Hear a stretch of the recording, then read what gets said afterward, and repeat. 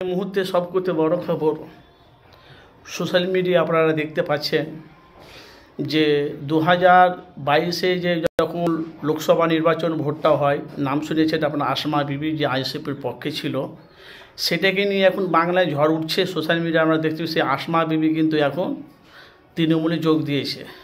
সে 2026-এ আইএসএফের ব্যবহার দেখে আজ আইএসএফের তাই আইএসএফ যে প্রায় 12 লক্ষ মানুষের মধ্যে প্রত্যেকটা দলটা মানুষ আজ আইএসএফের যে প্রত্যেকটা মানুষের কাছে পৌঁছে গেছে, সে নিয়ে কিন্তু এখন যারা আইএসএফের কর্মী, যারা আসমা বিবির সাথে যারা উঠা বসা করেছে, মঞ্চে যারা উঠা বসা করেছে, বক্তব্য করেছে, তারা কিন্তু 2026-এ বিধানসভা ভোটের আগে তারা বলছে আসমা বিবি যদি আইএসএফে আসে, আমার আশা করি আইএসএফের দলটা মজবুত হবে। কী কারণে জানেন? আসমা বিবি বলাবলি কথা, লোকসভা নির্বাচনের ভোটের পরে আসমা বিবি যখন তৃণমূলে চলে যায়, কিন্তু আইএসএফের চেয়ারম্যান নওশাদ সিদ্দিকী কি আইএসএফের সাথে কারোর সাথে ঝামেলা অশান্তি কিচ্ছু হয়নি। আসমা নিজের ইচ্ছা মতন উনি চলে গেছে কোথায়? তোমার তৃণমূলে। আইএসএফ থেকে যখন তৃণমূলে যখন যায়, তখন বাংলার মানুষ বহুত রকম তারা আসমাকে নিয়ে কুমন্তব্য করেছে, যেরকম কাসেম সিদ্দিকী নিয়ে কুমন্তব্য করছে। কিন্তু ভাই, সে আসমা বিবি এখন তার আইএসএফের কর্মীরা চাইছে যে আসমা যে আবার আমাদের দলের জন্য চলে আসুক। আর তার সাথে সাথে আপনারা জানেন যে আইএসএফের প্রার্থী আব্বাস সিদ্দিকী ভাইজান 294টি সিটের কোনো এক জায়গায় সিটে লড়বে, আপনারা জানেন, গরম জায়গায় লড়বে। আর তার সাথে সাথে আইএসএফের ভোট প্রচারে আব্বাস সিদ্দিকী ভাইজান রাজনীতি ময়দানে নামছে, উনি কিন্তু নিজে প্রস্তুতি নিয়েছে।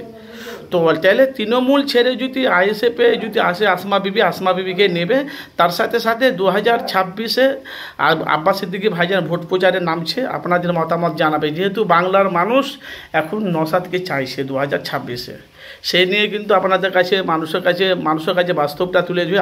আব্বাস সিদ্দিকী এমন একজন ব্যক্তি যে পশ্চিম বাংলার ব্যান্ড। এখন বাংলার মানুষ 294টা সিটের মধ্যে একটা সিট সেটা পেয়েছে নওশাদ সিদ্দিকী ভাঙড়ে। কিন্তু বাংলার মানুষ বলছে নওশাদ সিদ্দিকী যদি মানুষের হয়ে যদি কাজ করতে পারে, তো বাংলার আরও 293টা মানুষ কিন্তু বাংলা কাজ করতে পারবে না, এমএলএ বিধায়ক। সেই নিয়ে কিন্তু এখন বাংলায় ঝড় উঠছে। এখন বাংলার মানুষ, জনগণ সাধারণ বলছে আব্বাস সিদ্দিকী ভাইজান যদি ক্যানিং পূর্বে দাঁড়ায়, শওকত মোল্লা 100-র মধ্যে 100% শওকত মোল্লা হারবে। তো আপনাদের মতামত জানাবেন যে 2026 আইএসএফের প্রার্থী যে আব্বাস সিদ্দিকী ভাইজান, আইএসএফের ব্যানারে আব্বাস সিদ্দিকী ভাইজানের ফটো থাকবে। তার সাথে যে আসমা বিবি আইএসএফে যোগ দিবে, সেই নিয়ে এখন আইএসএফের কর্মীরা সমালোচনা করছে। আইএসএফের চেয়ারম্যান নওশাদ সিদ্দিকী, তার কর্মীরা কি বলছে আপনারা দেখেন। যতটা সব আসমা বিবি যদি তৃণমূল আইএসএফে আসে, আমার মনে হয় আইএসএফের দলটা মজবুত হবে। কেন একটা সিট পেয়েছে ভাঙড়ে, আর পশ্চিম বাংলার মানুষগুনকে হিলিয়ে দিয়েছে নেতাদেরকে। তার নাম হলো নওশাদ সিদ্দিকী। 2026-এ মারাত্মক ভোট আছে, সেটা হলো ভাঙড়ে।